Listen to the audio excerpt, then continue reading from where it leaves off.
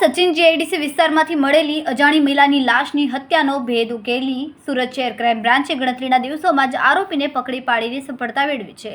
ગઈ તારીખ 8/5/2025ના રોજ સચિન જીઆઈડીસી પોલીસ સ્ટેશનની હદમાંથી એક અજાણી મહિલાની લાશ મળી આવી હતી, જેને ગંભીર રીતે માથા અને ચહેરા પર ઈજાઓ હતી અને હત્યા કરવામાં આવી હતી, જેથી ઓળખવી મુશ્કેલ બની હતી। પોલીસે જુદી જુદી ટીમો બનાવીને આશરે 500 સીસીટીવી કેમેરા ચેક કર્યા બાદ ગુનાની પૃષ્ઠભૂમિ જાણવા પ્રયાસો કર્યા હતા। તપાસ દરમિયાન સીસીટીવીના આધારે મૃતકની ઓળખ મુન્ની દેવી ચૌહાણ તરીકે થઈ હતી।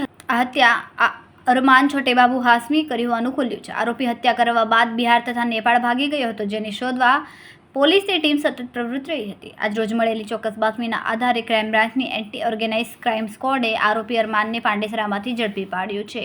આરોપી વિરુદ્ધ નોંધાયેલ ગુનાની કાયદેસરની કાર્યવાહી માટે સચિન જીઆઈડીસી પોલીસ સ્ટેશનના હવાલે કરવાની તજવીજ હાથ ધરાઈ છે। મર્ડરનો ગુનો હોય જેથી ક્રાઇમ બ્રાન્ચ અને અલગ અલગ ટીમો બનાવીને કામમાં હતા। દરમિયાનમાં ક્રાઇમ બ્રાન્ચના પોલીસ ઇન્સ્પેક્ટર આરઆઈ જાડેજાઓને બાતમી મળેલી કે આજે મરણ જનાર સ્ત્રી છે એનું નામ મુન્ની દેવી વાઇફ ઓફ મુન્નાસિંહ ગણેશસિંહ ચૌહાણ છે અને એ સચિન જીઆઈડીસી વિસ્તારમાં રહે છે। મૂળ તે ઔરંગાબાદ બારૂદ જિલ્લાની રહેવાસી છે જે અને ઘણા વર્ષોથી સચિન જીઆઈડીસીમાં રહે છે।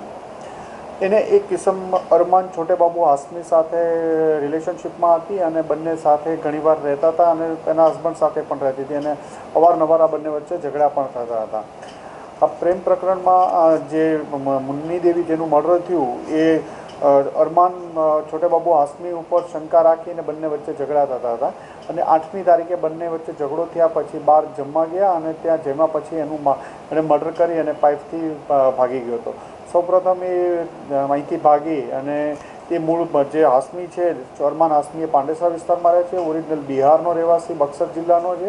ત્યાંથી નેપાળ જતો રહ્યો તો પોખરાથી ફરીથી પાછો બિહાર આવ્યો અને બિહારથી બાતમી આધારે ક્રાઇમ બ્રાન્ચની ટીમે ટ્રેપ કરી અને એને પકડી પાડ્યો છે। એને હતું કે લેડીને કે અરમાનને કોઈ બીજી સ્ત્રી સાથે પણ સંબંધ છે જેને લઈ અને બંને વચ્ચે અવારનવાર ઝઘડો થતો હતો।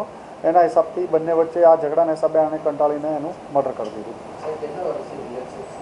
2-2.5 વર્ષથી ઉપરથી રિલેશનશિપના હતા બંને।